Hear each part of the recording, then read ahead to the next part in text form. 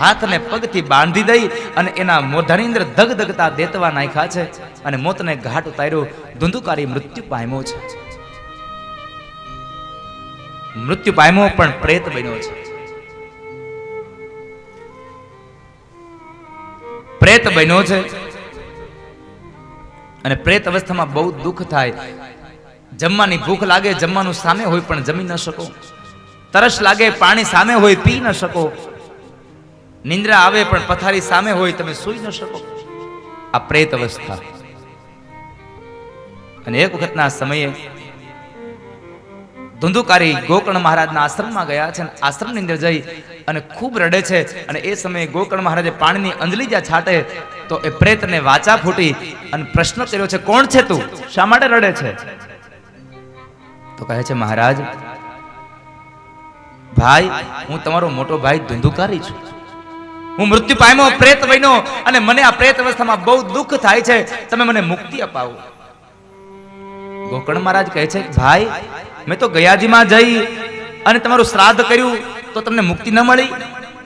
અને ત્યારે પ્રેત ધંધુકારી કહે છે, ગયા શ્રાદ્ધ સતે નાપી મુક્તિર્મે ન ભવિષ્યતિ. ભાઈ, ગયાજીમાં જઈને તમે એકવાર નહીં 100 વખત શ્રાદ્ધ કરો ને તો પણ મને મુક્તિ મળે એમ નથી. મેં કામ જ એવા કર્યા છે. તો તને મુક્તિ કેમ મળે એ મને ખબર નથી, પણ મને મુક્તિ અપાવો. હવે મારાથી આ સહન નથી થતું. મારાથી હવે આ સહન નથી થતું. એક રાત્રિનો સમય આવ્યો. બીજા દિવસના સૂર્યકાળે ભગવાન સૂર્યના રથના ઘોડાઓને ઉભા રાખીને કહે છે, પ્રભુ, જેની પાછળ ગયાજીમાં શ્રાદ્ધ કરવામાં આવે અને મુક્તિ ન મળે તો એને મુક્તિ કેમ મળે?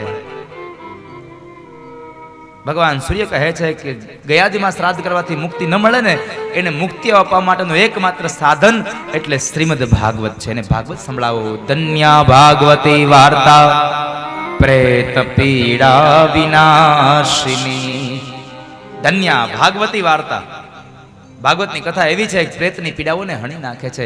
ગોકર્ણ મહારાજે પ્રેત પીડાના માટે, મુક્તિ મેળવવા માટે ભાગવત કથાનો શુભ મુહૂર્ત જોડાવી અને એમણે મંચ તૈયાર કર્યો અને મંચની અંદર સિંહાસન તૈયાર થયું. આ વ્યાસગાદી તૈયાર થઈ. વ્યાસગાદી ઉપર સ્વયં ગોકર્ણ મહારાજ પોતે બેઠા છે અને ગોકર્ણ મહારાજ ભાગવતની કથા કહે છે. પ્રેત ધંધુકારીને લીલા વાંસની સોટીમાં અવસર મળ્યો બેસવાનો. 1 દિવસ, 2 દિવસ, 3 દિવસ ગયા.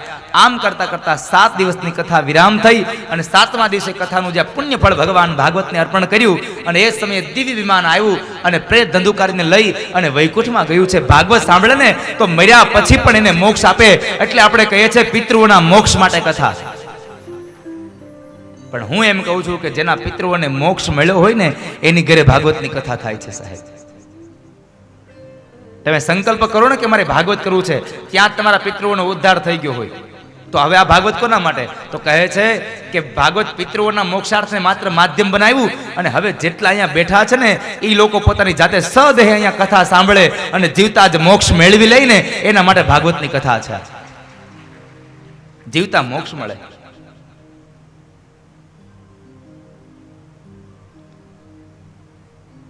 શ્વાસ ખૂટી જાય અને આશાઓ રહી જાય એ તમારા માટે મૃત્યુ છે. શ્વાસ ખૂટી જાય અને આશાઓ રહી જાય એ આ દુનિયામાં મૃત્યુ છે. પણ આશાઓ ખૂટી જાય અને શ્વાસ બાકી રહી જાય એ તો આ દુનિયામાં સ્વયં અહીંયા મોક્ષ છે. સાહેબ, અહીંયા મોક્ષ છે. જેને આશાઓ જ નથી. પણ આ દુનિયામાં બધું મરે, આશા ન મરે. એટલે તો કબીરને કહેવું પડે છે, મન મરે માયા મરે, મર મર જાત શરીર. મન મરે માયા મરે, મર મર જાત શરીર. આશા તૃષ્ણા નવ મરે, કહે ગય દાસ કબીર.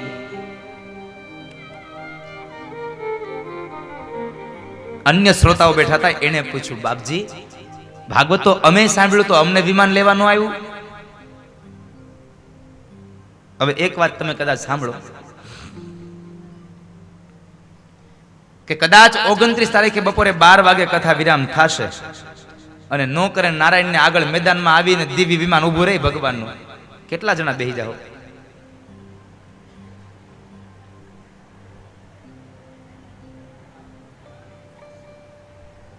એકેય નહીં.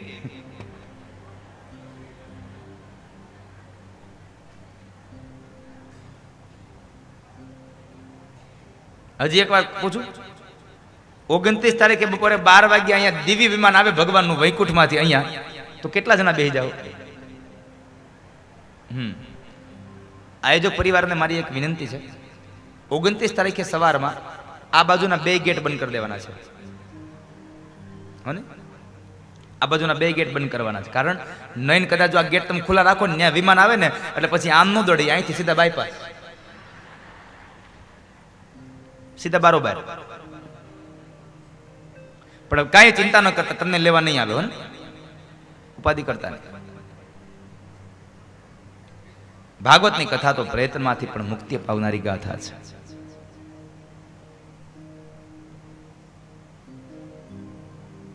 ધુંધુકારીને મોક્ષ અપાયો કથાએ.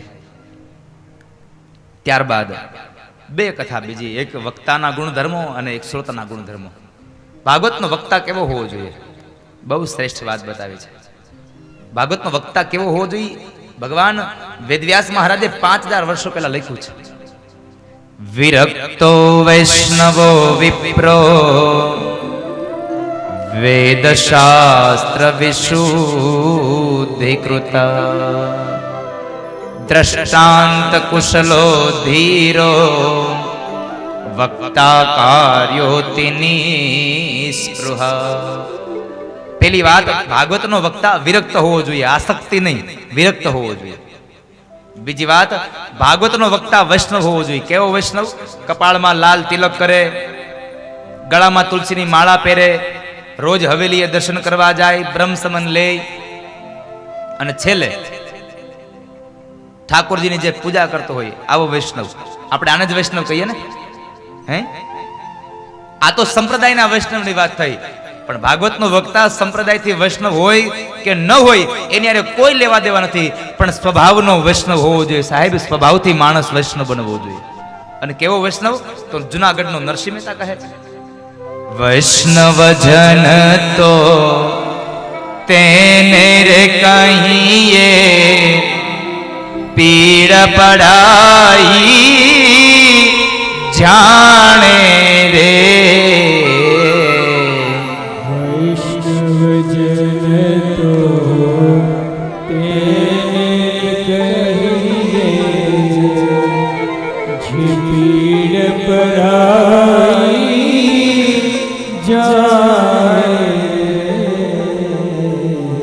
પર દુખે ઉપકાર કરે તોય મન અભિમાન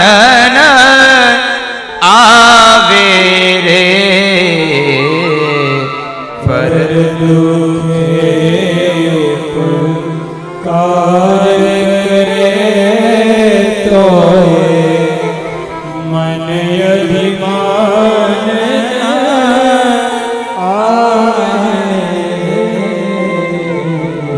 વૈષ્ણવજન તો તેને રે કહી. જે માણસ બીજાને દુઃખમાં ઉપયોગી થાય છતાં પણ મનમાં અહંકાર ન આવે, એ આ દુનિયાનો સાચો વૈષ્ણવ છે. અને મારું એક સૂત્ર આપણને કહેવા મને ગમે છે, આ જિંદગીમાં કોઈકને આપણે કરેલી મદદ ક્યારેય યાદ ન રાખવી, અને જિંદગીમાં કોઈકની નાનામાં નાના લીધેલી મદદ જિંદગીભર કોઈ દી ભૂલવી નહીં. આ વાત યાદ રાખજો. કોઈને કરેલી મદદ ક્યારેય યાદ રાખવી નહીં, અને કોઈની મળેલી મદદ જિંદગીમાં કોઈ દી ભૂલવી નહીં, જેથી કરીને અભિમાન ન આવે, નકર આપણને અહંકાર આવે. એટલે કોઈકની મદદ થયા હોય ને, મદદ બન્યા હોય તો પણ એ ભૂલી જવું, જેથી કરી અને આપણે વૈષ્ણવમાં ગણાઈએ. બાકી હવારે હામો મળ્યો હોય ને અડધો માવો ખવડાવ્યો હોય અને રોંઢે હામો મળે એટલે લાવ હવારે મેં ખવડાવ્યો, તો આને કોઈ દી વૈષ્ણવ ન કહેવાય. આને વૈષ્ણવ ન કહેવાય.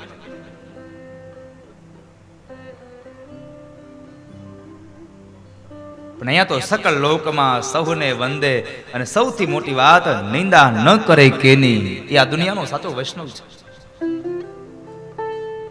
બીજી વાત બતાવી વૈષ્ણવ હોવો જોઈએ. ત્રીજી વાત બતાવી, આ ભાગવતનો વક્તા વિપ્ર હોવો જોઈએ, બ્રાહ્મણ. વિરક્ત વૈષ્ણવો વિપ્રો. આ ભાગવતના વક્તા બ્રાહ્મણ હોવા જોઈએ.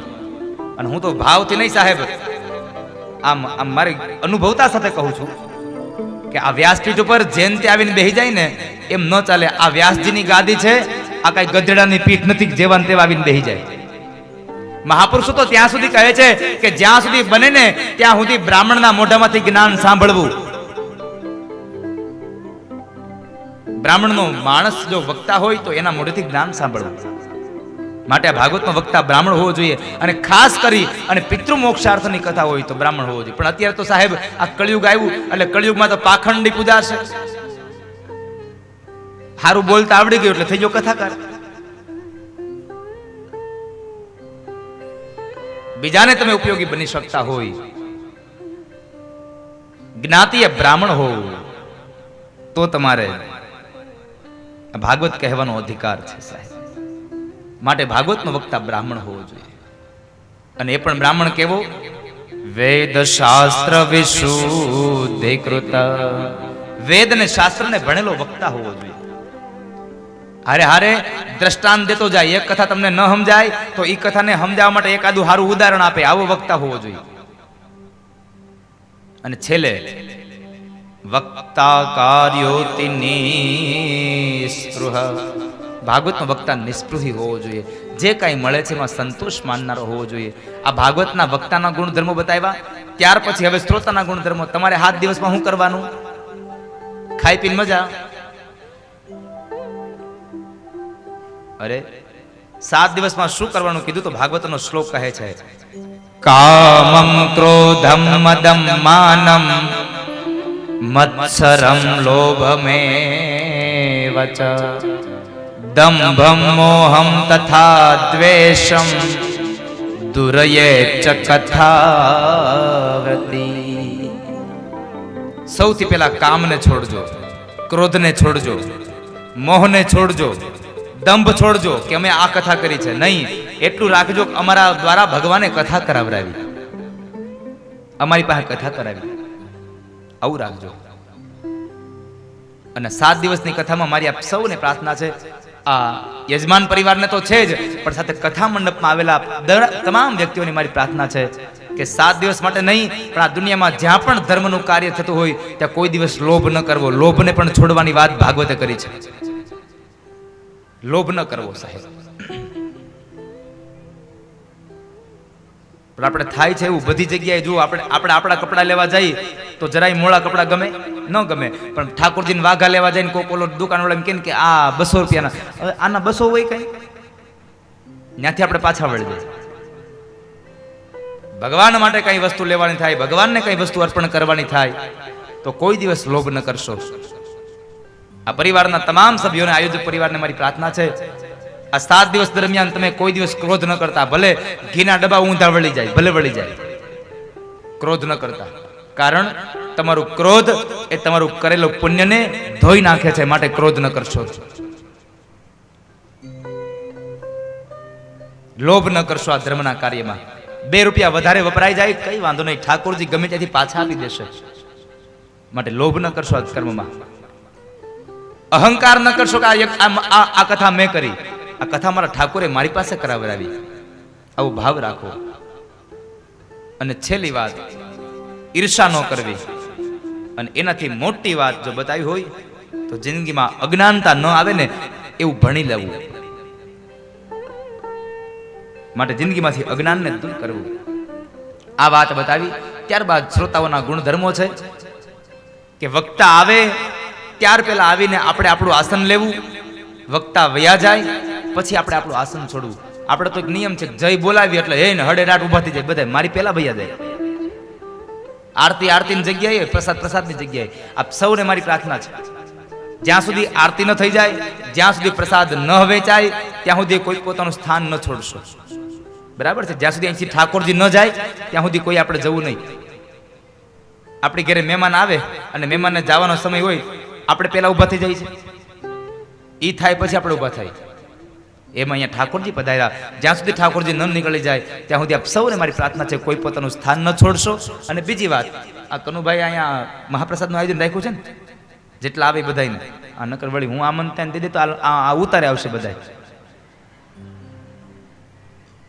આપ સૌને આ વરસડા પરિવાર બે હાથ જોડીને પ્રાર્થના કરે છે કે જેટલા લોકો કથા સાંભળવા માટે આવો છો આ તમામ વ્યક્તિઓ અહીંયા બપોરનો મહાપ્રસાદ લઈને જાજો અને મહાપ્રસાદ લઈ અને આ વરસડા પરિવારને પાવન અને પવિત્ર બનાવતા જાજો, પુણ્યશાળી બનાવતા જાજો. માટે આપ સૌ અહીંયા મહાપ્રસાદ લઈને જાજો.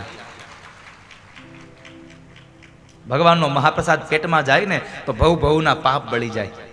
આવતીકાલે હું તમને કથા કહીશ કે પ્રસાદનો મહિમા કેટલો છે. નારદે પ્રસાદનો એક કવન લીધો ને તો બીજો આખો જન્મ સુધરી ગયો. પ્રસાદનો મહિમા છે. માટે આપ સૌ લોકો પ્રસાદને લઈને જાજો. અહીંયા જે વેચવામાં આવે એ પ્રસાદ લઈને જાજો, મહાપ્રસાદ લઈને જાજો. અને જો આ બેમાંથી એક લઈને ન જાવ તો ઘરે તમને ત્રીજી પ્રસાદી મળે.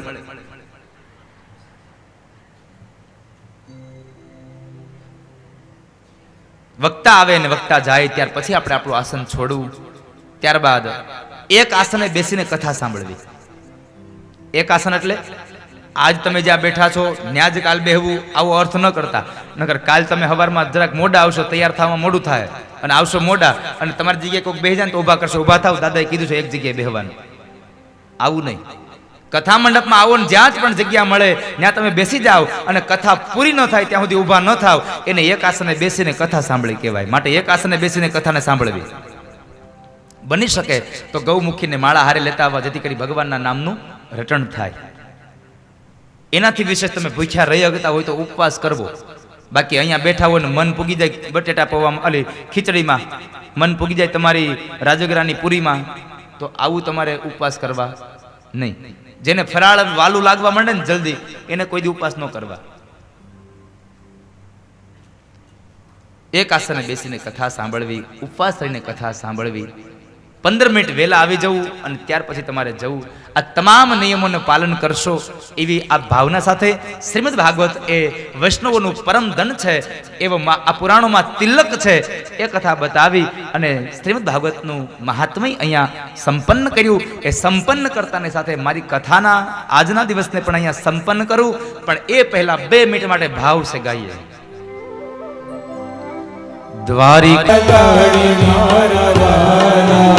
એને મને માયા લગાડી રે,